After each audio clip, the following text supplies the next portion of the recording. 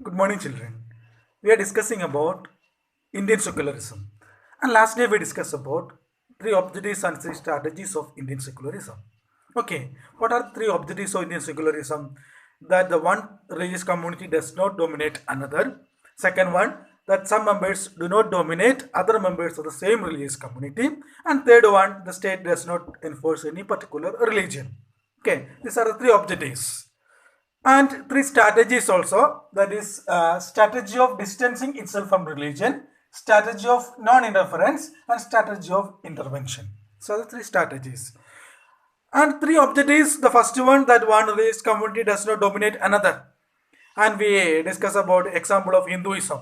There are many religions are working in India. In that, majority follows Hinduism, and so that the Hindu community can be dominate and control other religious communities, and it can be influenced in the government also. So that is prevented by the constitution, and through laws it is prevented. That is first one. And second one is that some members can be dominated in the same religious community. Okay, that's all the example we can take in Hindu community, that is caste system we can take. It is a discrimination we already discuss. Okay, so in that caste system, higher caste can be always control lower caste, and it can be make a discrimination. So there the higher caste can be become dominant group, and lower caste always controlled by them. So that is the same community, some members can be dominate.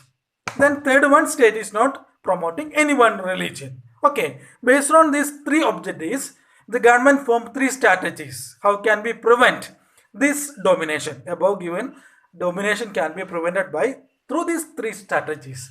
The first strategy of distancing itself from religion. First strategy. Okay, so always Indian state is keeping a distance from the religion. So we know that India is not promoting any religion, any one religion as a state religion. So always the state is keeping a distance from the religion. Okay, so that is why we can look at the government schools and the government offices and police stations. If you check it, they are not promoting any one religion. So we can't see there any kinds of images related to religion. So that is why, because they are not promoting, so the government is or constitution is not allowing to promote any one religion. So that is why in government schools and in government offices we can't see any kinds of images or any kinds of symbols or any songs related to religion. Okay, and so always they are not celebrating any kinds of festival related to religion. Okay, so that is known as distancing itself from the religion. Then second one, the strategy of intervention. So sometimes strategy of intervention, non-interference. Sorry, the second one is that strategy of non-interference. Strategy of non-interference. So that is why the government is not interfering with the activity of religion, related to religion. Example, so it is for respecting the religious matters. It is not interfering with the religious matters. Example already given in the textbook about Sikh. And another one example, if I say related to Muslim community, the Muslim women are wearing parda. It is, and they can wear, and when they are writing exam or any kinds of things, they have the freedom to wear this parda and they can enter in exam hall. So that is an example. Okay, so there the government is not preventing that one. One example, if you conducted a PSC exam, or any kinds of net exam or any kinds of exam is conducted by the government, that many rules are there. Can't wear fully covered dress and all these kinds of things there is. Okay, that time the government is giving exception to some religion that is related to their religious beliefs. Which one? This parda, and about Sikh it is this turban. Okay, these things are related to their religions. So that is why, for respecting their religion, and respecting the religious matters. The government is not interfering and government is allowing to wear that one, so that the sick people do not want to wear helmet. They are not getting punishment because that is related to their beliefs. And the Muslim women are wearing parda, that is related to their religious beliefs. So government is respecting that one, and that is allowed. That is known as the strategy of non-interference. Okay. And third one is that strategy of intervention. Strategy of intervention.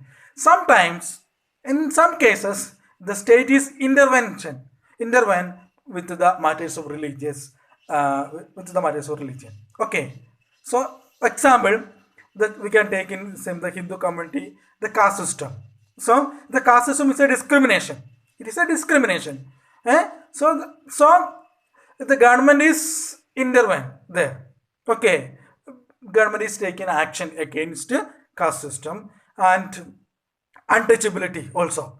It is practiced in the Hindu society, that is related to religion, but it is a discrimination. So that what is happening, government is intervene and government is taking action against this untouchability. So sometimes government can take action. So three strategies. First one, it is keeping a distance from the religion. Second one, strategy of non-interference. It is respecting all the religion, and so that is non-interference is happening. And strategy of intervention. Strategy of intervention. Like this three strategies. Through these three strategies, government is promoting secularism. Okay.